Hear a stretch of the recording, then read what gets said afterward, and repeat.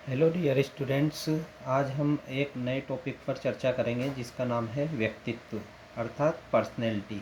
जैसा कि आप सभी जानते हैं, शिक्षा का मुख्य उद्देश्य व्यक्तित्व का विकास करना है। व्यक्तित्व के विकास में शारीरिक, मानसिक, संवेगात्मक सभी प्रकार का विकास सम्मिलित है। व्यक्तित्व से संबंधित अनेक प्रकार की धारणाएं हैं। साधारण बोलचाल की भाषा में व्यक्तित्व का अर्थ सौंदर्य, शारीरिक बनावट के लिए किया जाता है। अक्सर सुनने में आता है कि इस मनुष्य का व्यक्तित्व सुंदर है व प्रभावशाली है। कुछ लोग व्यक्तित्व और व्यक्तित्व को पर्यायवाची मानते हैं और एक का प्रयोग दूसरे के लिए करते हैं। कुछ व्यक्तित्व में केवल एक या दो गुणों की उपस्थिति मानते हैं। कुछ व्यक्ति इसे जन्म से प्राप्त होने वाली वस्तु मानते हैं जिस पर वातावरण का कोई प्रभाव नहीं पड़ता है। व्यक्तित्व का अर्थ क्या है, हम देखते हैं। व्यक्तित्व शब्द अंग्रेजी भाषा के पर्सनैलिटी शब्द का रूपांतरण है। इस शब्द की उत्पत्ति लैटिन भाषा के पर्सोना से हुई है, जिसका अर्थ है वेशभूषा या नकाब, जिसे नाटक के समय उसके पात्र पहनते हैं।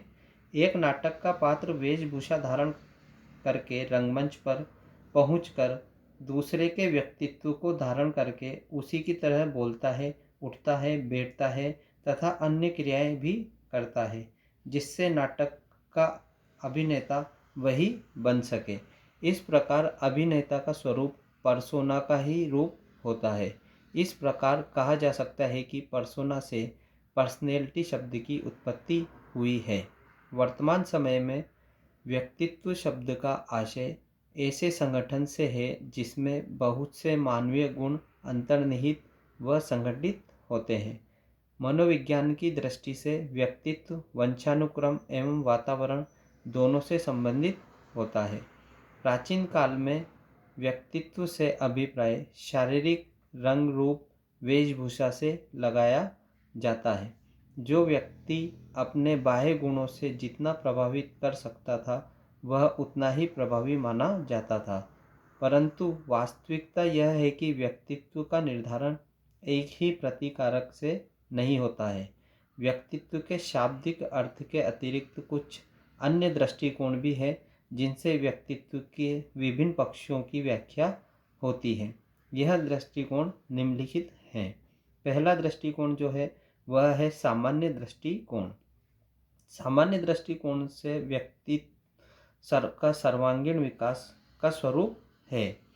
दूसरा जो दृष्टिकोण है वह है दार्शनिक दृष्टिकोण। इस दृष्टिकोण से व्यक्तित्व संपूर्ण रूप में एक आदर्श रूप में होता है। तीसरा दृष्टिकोण जिसे समाजशास्त्रीय दृष्टिकोण कहा जाता है। इस दृष्टिकोण से व्यक्तित्व सामाजिक क्षेत्र में गुणों का एक संगठन मात्र माना जाता है। मनोविश्लेषणात्मक दृष्टिकोण। मनोविश्लेषणात्मक दृष्टिकोण के अंतर्गत व्यक्तित्व इदम, अहम तथा नैतिक का स्वरूप है। लास्ट जो दृष्टिकोण माना गया है व्यक्तित्व का वह है मनोवैज्ञानिक दृष्टिकोण। इस दृष्टिकोण की व्याख्या के अनुसार व्यक्तित्व वंशानुक्रम एवं वातावरण की देन है और यही सर्वमान्य दृष्टिकोण है जिसे कि आज के समय में सभी लोग स्वीकार करते हैं। अब हम देखते हैं व्यक्तित्व की परिभाषाएं। व्यक्तित्व की कुछ विषय विद्वान हुए हैं, उनके अनुसार हम देखेंगे व्यक्तित्व की परिभाषाएं। फर्स्ट हम देखते हैं आलपोर्ट के अनुसार। आलपोर्ट क्या कहते हैं? व्यक्तित्व व्यक्ति में उन मनोदैहिक व्यवस्थाओं का संगठन है जो वातावरण के साथ उसका अपूर्व समायोजन निर्धारण करती है। दूसरा है वेलेंटाइन। वेलेंटाइन महोदय कहते हैं व्यक्तित्व जन्मजात और अर्जित प्रवृत्तियों का योग है। तीसरा है ड्रेवर।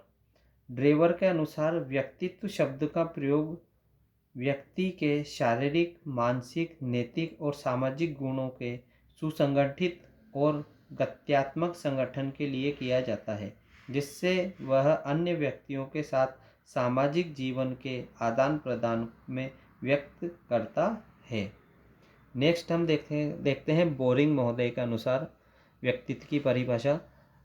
बोरिंग महोदय ने कहा है, व्यक्तित्व व्यक्ति का अपने वातावरण के साथ अपूर्व और स्थायी समायोजन है। नेक्स्ट हम देखते हैं वुडवर्थ महोदय कहते हैं, व्यक्तित्व से उस व्यवहार का बोध होता है जो किसी को प्रिय और किसी को अप्रिय लगते हैं। लास्ट जो परिभाषा है वो हम देखते हैं एन.एल. मन की। इनका कहना है कि व्यक्तित्व एक व्यक्ति के व्यवहार के तरीकों, क्षमताओं, दृष्टिकोणों, रुचियों, अभिरुचियों का सबसे विशिष्ट संगठन है। तो उपयुक्त परिभाषाओं के आधार पर व्यक्तित्व शारीरिक वृद्धि, संवेग, रुचि, अभिरुचि आदि का संगठन है, जिसे मनोविज्ञान में व्यक्तित्व कहते हैं। हम यह कह सकते हैं कि व्यक्तित्व किसी व्यक्ति के पूरे व्यवहार का दर्पण होता है। इस प्रकार मनोवैज्ञानिकों ने परिभाषाओं में निम्न उल्लेख किया है, जिसको हम निम्नलिखित पॉइंट्स में एक्सप्लेन कर सकते हैं। व्यक्तित्व की विभिन्नताएं। व्यक्तित्व की विभिन्नताओं में हम देखते हैं, प्रत्येक व्यक्तित्व संगठनात्मक दृष्टिकोण से एक विचित्र इकाई है तथा उसकी अपनी व्यावहारिक विलक्षणताएं हैं। नेक्स्ट पॉइंट है व्यक्तित्व का संगठन। आलपोर्ट आदि मनोवैज्ञानिकों ने व्यक्तित्व को क्रियाशील संगठन माना, जिसका स्वरूप अनुभव के आधार पर गठित होता है। तीसरा पॉइंट जो है वो है संपूर्णता। व्यक्तित्व के अंतर्गत सभी शारीरिक और मानसिक तत्व संगठित रहते हैं। व्यक्तित्व सामाजिक, मानसिक, शारीरिक प्रणालियों का संगठन है। नेक्स्ट पॉइंट है सामाजिक समायोजन। समाज से पृथक मानव व्यक्तित्व की कल्पना नहीं की जा सकती है।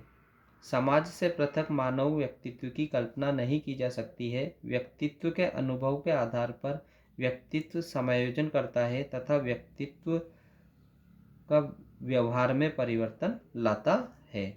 अब हम देखते हैं व्यक्तित्व के लक्षण। व्यक्तित्व के क्या क्या लक्षण हैं? व्यक्तित्व के लक्षण हैं, फर्स्ट है संगठन। व्यक्तित्व क्या है? अनेक तत्वों अथवा अनेक गुणों का संगठन है। दूसरा है क्रियाशीलता।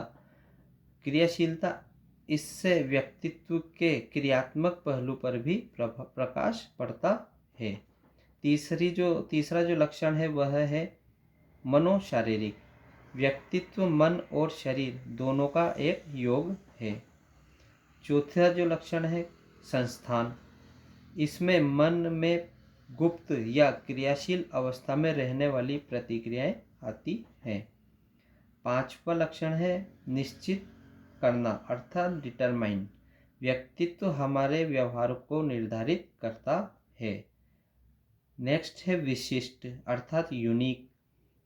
प्रत्येक व्यक्ति के व्यक्तित्व में कुछ विशेषता होती है। लास्ट है वातावरण में समायोजन, एडजस्टमेंट टू एनवायरनमेंट। वातावरण से समायोजन व्यक्तित्व का क्रियात्मक पक्ष है और ये इम्पोर्टेंट भी है। वातावरण से समायोजन व्यक्तित्व का क्रियात्मक पक्ष है। निष्कर्ष। व्यक्तित्व की परिभाषा भिन्न भिन्न दृष्टिकोण वाले भिन्न भिन्न ढंग से देते हैं। व्यक्तित्व की परिभाषा कलाकार दूसरे ढंग से, दार्शनिक दूसरे ढंग से तथा समाजशास्त्री दूसरे ढंग से देते हैं।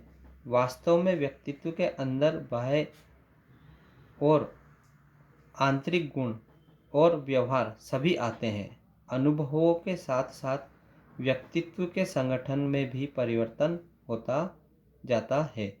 व्यक्तित्व के अधिकतम विकास के लिए योग्य वातावरण की आवश्यकता होती है।